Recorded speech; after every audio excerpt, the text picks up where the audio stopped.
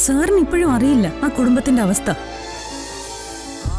സ്വന്തം മകളെ കാണാതൊരമ്മ മനസ്സ് തകർന്ന് ഭ്രാന്താശുപത്രിയില്ല.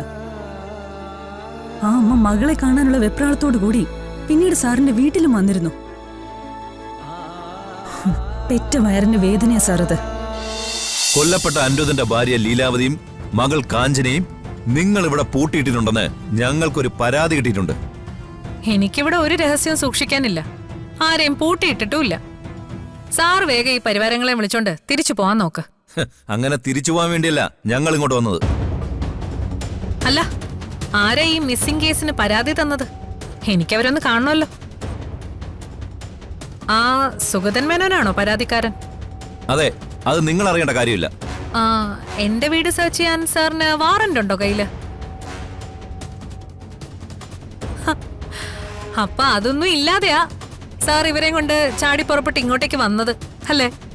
വാറണ്ടില്ലാതെ സെർച്ച് ചെയ്യാൻ പറ്റുമെന്ന് ഞാനൊന്ന് നോക്കട്ടെ. ഡോ, ഈ വീടിന്റെ ഓരോ മുക്കും മൂലയും അരിച്ചു പറക്കിക്കോണം. ഈ വീടിനകത്ത് എവിടെ കൊണ്ടേ ഒളിപ്പിച്ചാലും കണ്ടുപിടിക്കണം. ചെല്ലേ സർ. ശരി സർ. നിങ്ങൾ ഈ കാണിക്കുന്ന ഈ മര്യാദകേടിന് മുകളിലുള്ളവരോട് നിങ്ങൾ സമാധാനം പറയേണ്ടി വരും. അവരോടെ ഞാൻ പറഞ്ഞോളാം.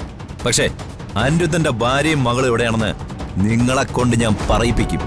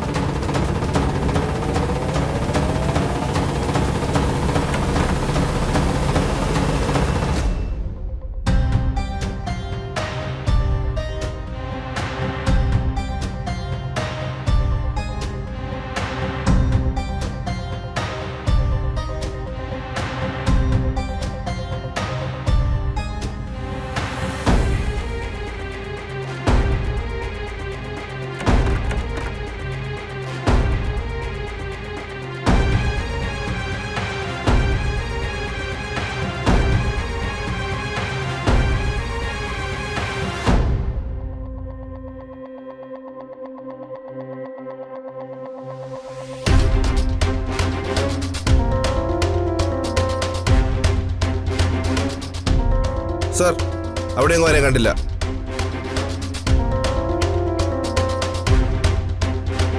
എന്താ സാറേ, എന്റെ വീട് മുഴുവൻ മുങ്ങിത്തപ്പിയിട്ടും സാറിന് ആരും കിട്ടിയില്ലേ?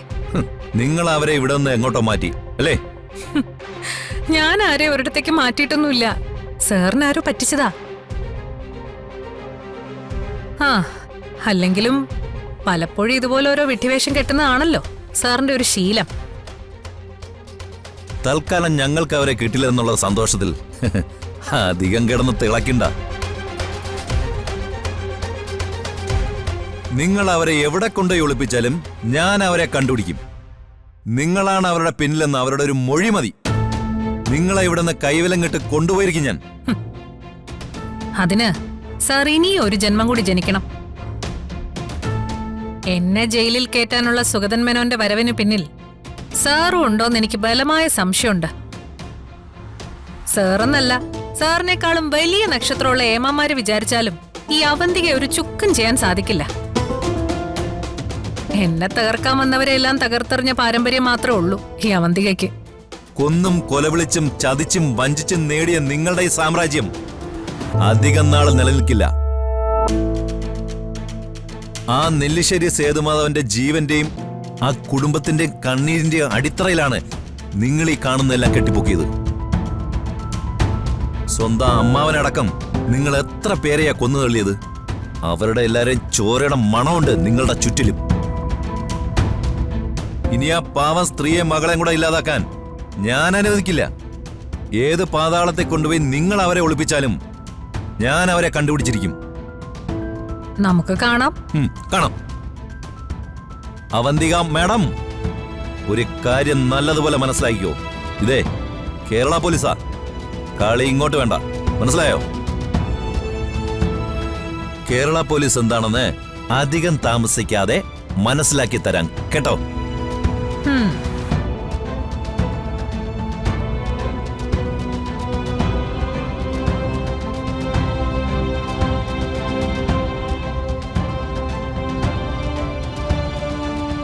അന്നാ മൂർത്തി ഒരു അബദ്ധം കാണിച്ചിട്ടാ.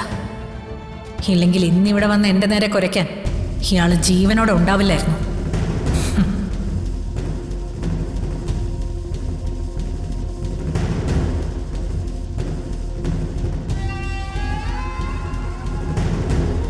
സർ,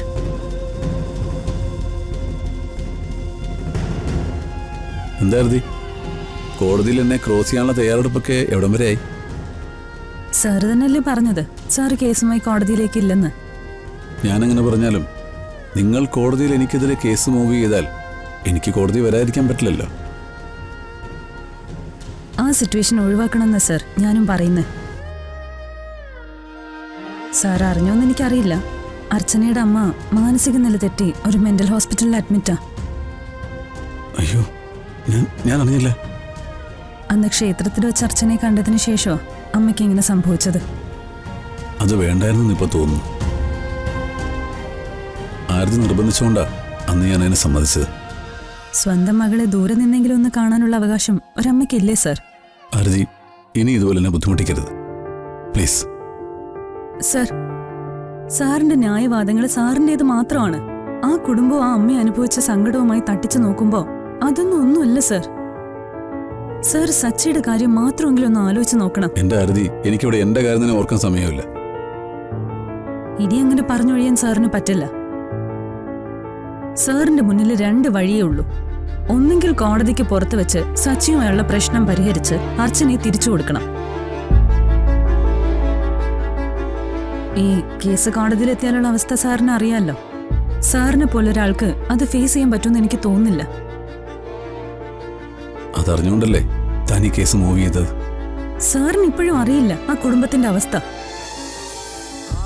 സ്വന്തം മകളെ കാണാതെ ഒരു അമ്മ മനസ്സ് തകർന്ന് ഭ്രാന്താശുപത്രിയില്ല.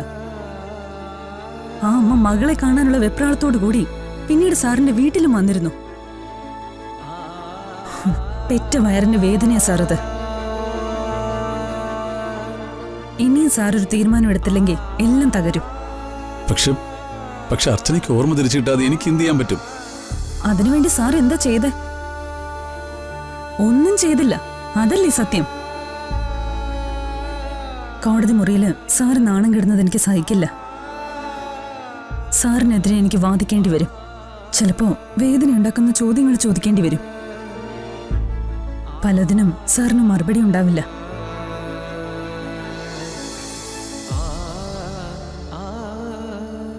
അർച്ചന തന്റെ ഭാര്യയാണെന്ന് തെളിയിക്കാനുള്ള എല്ലാ തെളിവുകളും സച്ചിയുടെ പക്കലുണ്ട്. ഒരു കോടതിക്കും അതൊന്നും തള്ളിക്കളയാൻ പറ്റില്ല സർ. എന്നെങ്കിലും സാറിനൊരു ഗുരുദക്ഷിണ തരണമെന്ന് എനിക്ക് വലിയ ആഗ്രഹമായിരുന്നു. പക്ഷേ അതിങ്ങനെയായി പോയതിൽ എനിക്ക് ദുഃഖമുണ്ട്. എനിക്കൊരു തീരുമാനം എടുക്കാൻ പറ്റുന്നില്ല ഇപ്പോഴും. അത് സാറിന്റെ ഉള്ളിലെ സ്വാർത്ഥത കൊണ്ടാണെന്ന് ഞാൻ പറയും. നഷ്ടപ്പെട്ട ആൾക്ക് തന്റെ മുതൽ തിരിച്ചു കിട്ടാനുള്ള എല്ലാ അവകാശവും ഉണ്ട്. പക്ഷേ അത് സ്വന്തമെന്ന് കരുതി കയ്യിൽ വെച്ചുകൊണ്ടിരിക്കുന്ന ആൾക്ക് സ്വന്തം സ്വാർത്ഥതയ്ക്കപ്പുറം മറ്റെന്താ സാർ പറയാനുള്ളത്? ഇത് കോടതിയിലെത്താതെ സാർ ഒരു തീരുമാനം എടുക്കണം. ഇതെന്റെ അപേക്ഷയാ.